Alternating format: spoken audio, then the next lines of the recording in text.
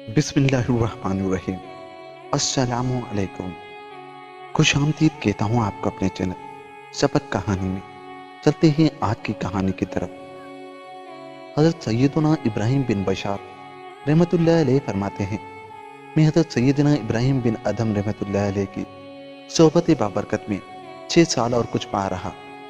आप रहमतुल्लाह अलैह अक्सर खामोश रहते और हमसे कभी भी कोई बात न पूछते, बल्कि हम ही उनसे कलाम करते। हमें ऐसा महसूस होता जैसे आप रहमतुल्लाह अलैह के मुंह में कोई चीज़ डालकर कलाम करने से रोक दिया गया हो। मैं जब भी आपको देखता तो आपकी हालत ऐसी होती जैसे उस माँ की होती है जिसका बच्चा गुम हो गया हो, और मुझे दुनिया में सबसे ज़्यादा आप ही गमगीन नजर आते और ऐसा लगता जैसे आप पर मसाइब के पहाड़ टूट पड़े हों और आपके कलेजे को गमों ने छलनी कर दिया हो। आपके पाखाना और पेशाब में खून की आमेजिश होती। हमें इसकी वजह यही नजर आती कि शिद्दत गम की वजह से आपकी ये हालत हो गई है। आप रहमतुल्लाह अलैह हमें वसीयत करते हुए फरमाते, लोगों से किनारा कशी इख्तियार कर लो। जिसे तुम नहीं जानते उसे जानने की कोशिश न करो, और जिसे जानते हो उससे भी दूर रहने में ही आफियत है। इसी तरह की नसीहत आप रहमतुल्लाह अलैह फरमाया करते थे। हज़रत सैयदना इब्राहिम बिन बशार रहमतुल्लाह अलैह फरमाते हैं, एक मर्तबा हज़रत सैयदना इब्राहिम बिन अदम रहमतुल्लाह अलैह के साथ में हज़रत सैयदना अबी यूसुफ अल-गसूली और हज़रत अबू अब्दुल्ला संजारी रहमतुल्लाह अलैह जहाद के लिए रवाना हुए। चुनाचे हम चारों साहिल समंदर पर पहुंचे और कश्ती में सवार हो गए। जब कश्ती चलने लगी तो उसमें से एक शख्स खड़ा हुआ और कहने लगा, सब मुसाफिर एक एक दीनार किराया अदा करें। चुनाचे सबने किराया देना शुरू किया।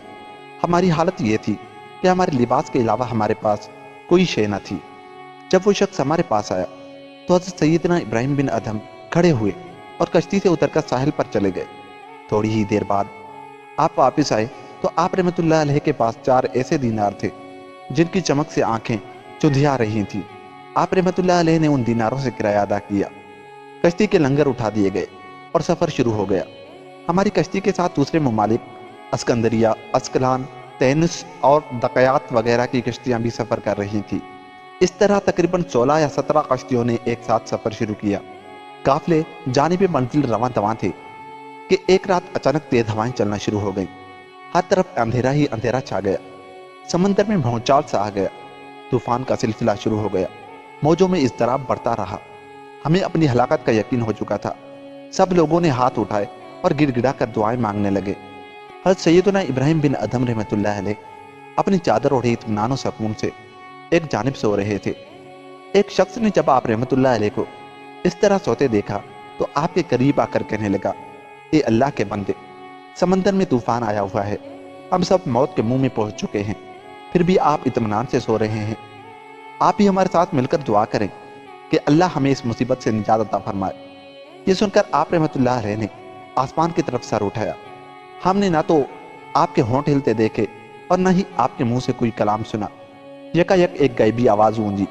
कोई कहने वाला कह रहा था, ए आने वाली शदीद हवाओं, ए मुज़तरिब मौजो, तुम ठहर जाओ। क्या तुम्हें मालूम नहीं कि तुम्हारे ऊपर इब्राहिम बिन अदम रहमतुल्लाह अलैह मौजूद है? ये आवाज़ गूंज रही थी, लेकिन मालूम नहीं कि यह आवाज़ कहाँ से आ रही थी। न तो समंदर में कोई शख्स नजर आ रहा था, न ही आसमान की तरफ कोई ऐसा शख्स था जो ये सदा बुलंद कर रहा हो। फिर उस आवाज़ के गूंजते ही हवाएं बिल्कुल बंद हो गईं। अंधेरा छट गया और समंदर में सुकून आ गया। एक बार फिर सारी कश्तियां एक साथ सफर करने लगी। फिर सब कश्तियों के मालिकों ने आपस में मुलाकात की। उनमें से किसी ने कहा, क्या तुमने समंदरी तूफान के वक्त गैबी आवाज़ सुनी थी? सब ने बेक जुबान कहा, हाँ, हमने आवाज़ सुनी थी। फिर सब ने मशूरा किया कि जब हम साहिल पर पहुंचेंगे तो हर शख्स को उसके रुफ़का के साथ कर देंगे, ताकि हमें मालूम हो जाए कि वो गैबी आवाज़ किस शख्स के मुतालिक थी। फिर हम उस अजीम शख्स से दुआ करवाएंगे जिसकी बरकत से हम हलाकत से बच गए। जब कश्तियां साहिल समंदर पर पहुंची तो सब लोगों ने मतलूबा किले की तरफ पेशकदमी की। जब करीब पहुंचे तो मालूम हुआ कि ये किला तो बहुत मजबूत है और उसके दरवाजे लोहे के हैं। बज़ाहिर उसको फतह करना बहुत दुश्वार था। सब शशो पंज में थे। बिलाखिर हज़रत सैयदना इब्राहिम बिन अदम रहमतुल्लाह अलैह ने फरमाया, ए लोगो, जिस तरह मैं कहूँ तुम भी उसी तरह कहना। फिर आप रहमतुल्लाह अलैह ने ये कलमात कहे, ला इलाहा इल्लल्लाहु वल्लाहु अकबर वलिल्लाहिल हम्द। लोगों ने भी ये पाकीज़ा कलमात कहे। यकायक किले की दीवार से एक बहुत बड़ा पत्थर गिर पड़ा। आप रहमतुल्लाह अलैह ने दोबारा फरमाया, जिस तरह मैं कहूँ तुम भी ऐसे ही कहना। चुनाचे आप रहमतुल्लाह अलैह ने फिर यही कलमात फरमाए, ला इलाहा इल्लल्लाह वल्लाहु अकबर वलिल्लाहिल हम्द। लोगों ने भी ये कलमात दोहराए। फिर एक बहुत बड़ा पत्थर किले की दीवार से गिर गया। आप रहमतुल्लाह अलैह ने तीसरी बार भी यही कलमात दोहराए और लोगों ने भी कहे तो दीवार से फिर एक पत्थर गिर गया और दीवार में इतना शगाफ हो गया कि बाआसानी उससे गुजरा जा सके। आप रहमतुल्लाह अलैह ने फरमाया, ए लोगो, जाओ अल्लाह का नाम लेकर किले में दाखिल हो जाओ, अल्लाह बरकत अता फरमाएगा। लेकिन मैं तुम्हें एक बात की नसीहत करता हूँ, तुम किसी पर जुल्म मत करना और हद से तजावुज़ न करना। मेरी इस बात को अच्छी तरह याद रखना। लोग आप रहमतुल्लाह अलैह की नसीहत सुनने के बाद किले में दाखिल हो गए। वो कहते हैं कि वहां से हमें बगैर जिहाद के इतना माल गनीमत हासिल हुआ कि हमारी कश्तियां बोझ से भर गईं।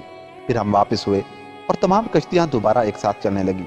जब अल्लाह ने हमें खैरियत से अपनी मंजिल तक पहुंचा दिया तो हज़रत सैयदना इब्राहिम बिन अदहम रहमतुल्लाह अलैह अपने रुफ़का के साथ बंदरगाह की तरफ रवाना हुए।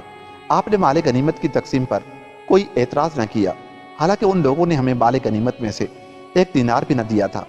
हमने बाकी मुसाफिरों में से एक से पूछा, तुम्हें कितना कितना हिस्सा माल गनीमत मिला? उसने कहा, हम में से हर एक को तकरीबन 120 सोने की अशरफियाँ मिली। सुभान अल्लाह, कुर्बान जाए बुजुर्गों की शान बेनियाजी पर कि जिनकी बरकत से फतह हुई, उनको एक दरहम भी न मिला, लेकिन फिर भी मुतालबा न किया। वो दुनियावी दौलत के ख्वाह न थे, बल्कि उन्हें तो सिर्फ अल्लाह की रज़ा मतलूब थी। अल्लाह हमें भी उन बुजुर्गों के सदके अखलास की दौलत से मालामाल फरमाए और दुनियावी माल के वबाल से बचाए। आमीन या रब्बल आलमीन। दोस्तों, अगर आपको हमारी वीडियो अच्छी लगी तो जाते जाते हमारे चैनल को सब्सक्राइब कर लें। मिलते हैं किसी ऐसी ही वीडियो के साथ। तब तक के लिए खुदा हाफिज।